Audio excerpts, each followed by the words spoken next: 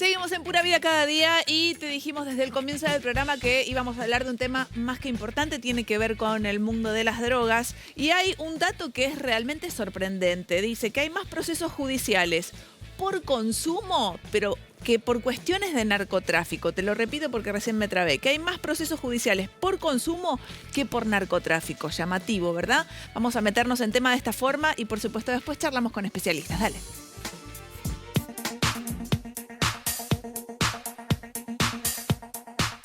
En agosto de 2009, la Corte Suprema de Justicia declaró inconstitucional la penalización de la tenencia de droga para consumo personal.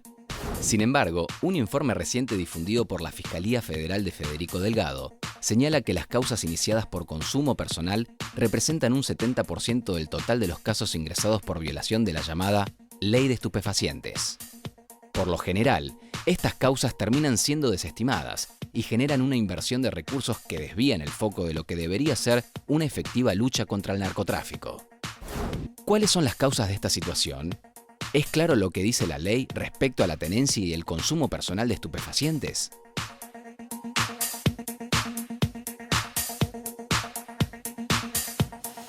Bien, y para conversar acerca de este tema, le damos la bienvenida al doctor Mariano Fusero. Él es abogado penalista, miembro de la Asociación de Pensamiento Penal y autor de proyecto de reformas de la Ley de Política de Drogas en Argentina. ¿Cómo estás? Bienvenido. ¿Todo bien? ¿Por qué es que se da esta situación? ¿Por qué hay más causas que tienen que ver con el que consume que con el que realmente gestiona todo el negocio? Principalmente porque es el eslabón más fácil de criminalizar. O sea, la policía detiene generalmente en algunos lugares que la gente suele acceder para trabajar. El informe de Federico Delgado de marzo de este año refleja, son los lugares de tránsito donde las personas están tomando, por ejemplo, los trenes. Ahí, por una cuestión de actitud sospechosa, que es lo que podríamos llamar cara de expediente, o sea, por una cuestión de visibilizar a una persona supuestamente en una actitud sospechosa para criterio policial, son detenidas las personas y requisadas, y ahí se encuentra generalmente algún estupefaciente que es para consumo personal. Sí. Cabe aclarar que la ley argentina, o sea, criminaliza el consumo personal más allá de que la Corte Suprema en este año estamos cumpliendo 30 años del fallo Basterrica de la Corte Suprema, que ya declaró por primera vez inconstitucional la criminalización de la tenencia para consumo personal. ¿Y eso fue repetido en el año 2009 con el famoso fallo Arriola. Hace 7 años que la Corte viene diciendo que esta norma tiene que ser cambiada, tiene que ser reformada. La ley data de 27 años atrás, en 1989. Ya es demasiado tiempo, ¿no? Demasiado tiempo, y esta situación para que, a ver, cerca de 50 personas por día son detenidas por esta conducta. Cerca de 2 personas por hora son detenidas por esta conducta, ¿no? Entonces, lo que significa es un dispendio de la actividad policial, un dispendio de la actividad jurisdiccional, enfocada a un eslabón, como digo, es el más captable y más simple de criminalizar, más fácil, ¿no? Exactamente. Pero es una tarea que hace, o sea, por lo que estás contando, dijiste cara de expediente, ¿no? Es como que, porque esto imagino que el policía no es parte de la justicia, o sea, es lo que hace, ¿qué sería? Tratar de completar una planilla con detenidos, cosa de poder mostrar que está trabajando. ¿Por qué lo hace? Tal cual, o sea, es una cuestión de lo que vos decís, o sea, llenar estadística, toda en esta cuestión, la vorágine de la guerra contra las drogas, que ya está perimida en todas partes del mundo, que ya varios estados donde se impulsó la cruzada contra las drogas, como Estados Unidos, se están buscando nuevos abordajes, como son la regulación del cannabis, regulación para uso medicinal, sí. En Uruguay tenemos otro ejemplo, bueno, nuevos abordajes en el mundo internacional porque la guerra contra las drogas fracasó en aquellos países que invirtieron, como Estados Unidos, 100.000 millones de dólares para la guerra contra las drogas, tiene la frontera más radarizada del mundo, tiene un muro con uno de los principales productores y de las rutas de narcotráfico como es México. Sí. Bueno, toda esta cuestión fracasa. Entonces, cuando uno tiene que llenar datos, estadísticas para seguir sustentando esta cuestión de la retórica, porque es una retórica política punitivista pura de cómo vamos a luchar contra este supuesto flagelo, ¿no? Es una cuestión de ir por ese eslabón más fácil como para decir, bueno, hay tantos casos de represión para validar supuestamente este discurso de la guerra contra las drogas. Y cuando en la práctica solo el 3% de los casos son de investigación sobre el narcotráfico, ¿no? O sea, y el resto... 3%. O sea, Solo el 3%, y alrededor, según las jurisdicciones, va entre un 50 y un 85% de las causas en la justicia federal que están vinculadas nada más con criminalizar a los consumidores. Justamente el informe del fiscal Federico Delgado que se nombraba recién en lo que veíamos en imágenes, tenemos algunas placas para focalizar bien y que quede claro cómo está hoy en función de este informe que fue tan claro de la Fiscalía Federal. 7 de cada 10 causas son por tenencia de drogas para consumo personal, lo que mencionábamos al principio. Pero además, en la placa que sigue, solo el 29% es por comercio de estupefacientes, o sea, por narcotráfico o casos menores, ¿no? Las causas por comercio de ese 29%, el 10% se archivó inmediatamente.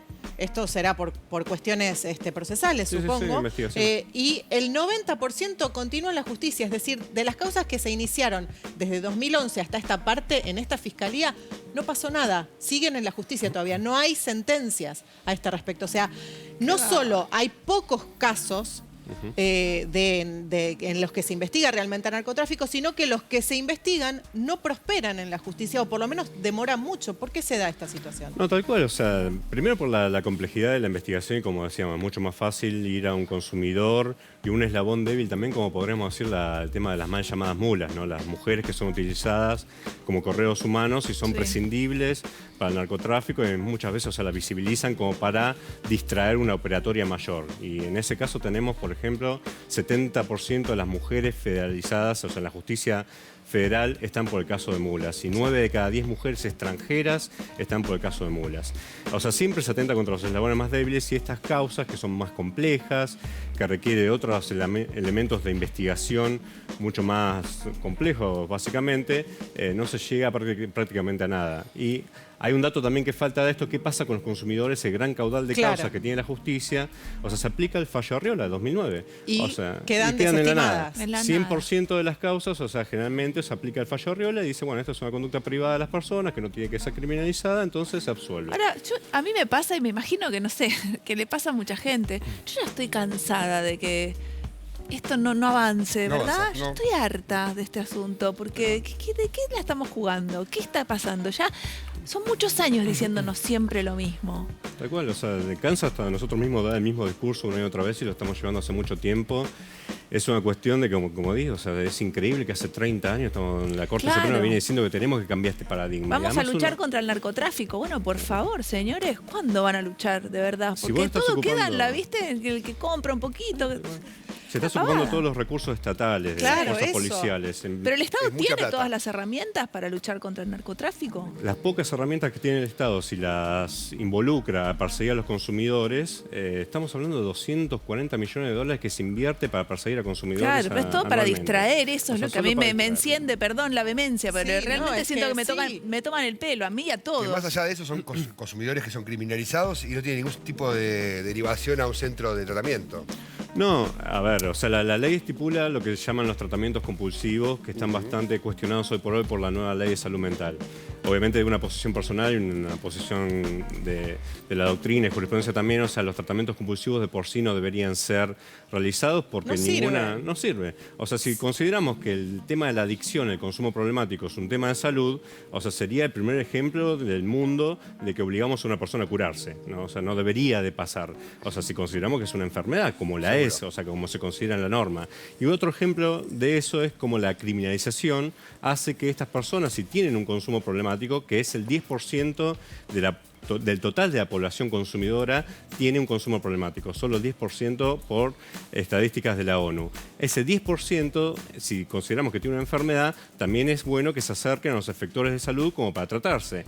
Ahora, si esas personas las consideramos que son delincuentes, criminales, y tienen miedo de ser criminalizados, obviamente que no se van a acercar a los efectores. Claro. Entonces, el ejemplo primero, la regla básica como para decir, bueno, a estas personas debemos dejar de verlas como delincuentes, dejemos de verlas como unas personas que eventualmente cometen conductas antisociales y demás, que no lo son, o sea, son el común de la población, o sea, que consume una sustancia psicoactiva, como muchos de nosotros consumimos alcohol, tabaco, café, Sí, cacao. o drogas recetadas, digamos, Drogas recetadas. ansiolíticos y Sí, demás sí. cosas que tal Ahora, vez se consumen. la clave está en esta ley vetusta que fue cuestionada en innumerables casos por la Corte Suprema. ¿Por qué no se cambia? Es una decisión política. Claramente muchas veces hubo avances al respecto en el debate. Allá por 2012 hubo un debate bastante importante. Bueno, empezó una decisión de coraje político y terminaron un poco con esta retórica, porque es muy fácil vender desde la política la guerra contra las drogas como este enemigo de consenso que todos estamos de acuerdo a combatir. Obviamente que estamos en contra de lo que sería el crimen organizado, las mafias, etcétera. Todo eso estamos en contra. Ahora, si vos estás ilegalizando, prohibiendo determinadas sustancias que la población sigue demandando, o sea, porque la demanda es inelástica, siempre va a haber alguien que lo ofrece. En ese sentido, ¿quién es mejor? Que lo regule las mafias, o sea, con todo lo que está pasando, por ejemplo, en Colombia, México, vemos algún indicio que está sucediendo en Argentina, o que lo regule el Estado, como está sucediendo en algunos estados de Estados Unidos, como el ejemplo de Uruguay. Es mejor monopolizar la regulación por parte del Estado, por ejemplo, el tema de cannabis, ¿no? ¿Y funciona según la experiencia, por ejemplo, de Uruguay? En Uruguay está funcionando, o sea, obviamente es una experiencia bastante nueva y hay que esperar un tiempo como para tener estadísticas serias al respecto. Todavía de cómo no está hay funcionando. números. Lo que sí sabemos, o sea, todas lo que sean las posturas de no criminalizar a los usuarios. Una Sí. cosa es regular una sustancia, otra cosa no Es cierto, criminalizar, ¿no? sí, señor. O sea, pero las experiencias de no criminalizar al usuario sí datan de mucho tiempo. O sea, de experiencias de 15 años, 20 años atrás en el mundo. Hay cerca de 30 países en el mundo que ya tienen una clara diferenciación entre el tratamiento punitivo y el tratamiento sanitario. Y, por ejemplo, vemos en el caso de Portugal, que ya una ley que data del 2001, y bueno, ahí se ve claramente que disminuyó el índice de consumo de determinadas sustancias, disminuyó el índice de consumo, por ejemplo, de las drogas duras en comparación del resto de Europa. Hay una separación de mercados, o sea, la gente se acerca porque está más tolerado el tema del acceso a determinadas sustancias y no criminalizado claramente, entonces eso significa la separación de los mercados. O sea, por la verdadera entrada al consumo de otras drogas, si yo quiero consumir cannabis, por ejemplo, voy al puntero, al dealer, al mercado ilegal y me ofrecen otras sustancias. Es lo que se llama el efecto góndola, ¿no? O sea, yo voy al supermercado a comprar una pasta de dientes y salgo con 3 botellas de whisky. Lo mismo sucede con el tema del mercado ilegal. O sea, voy a comprar marihuana y eventualmente me ofrece cocaína, me regala la primera, la segunda me la vende, me ofrece crack, me ofrece paco, etc. Esa es la verdadera entrada a otras drogas más duras. Entonces la separación de mercados sirve como para disminuir los índices de consumo y eso está probado en el mundo que funciona. Bien, Mariano Fusero, muchísimas gracias por haber venido Muchas a gracias a este ustedes por la programa. invitación. Bueno, nos vamos al corte. Quédate ahí porque enseguida continuamos.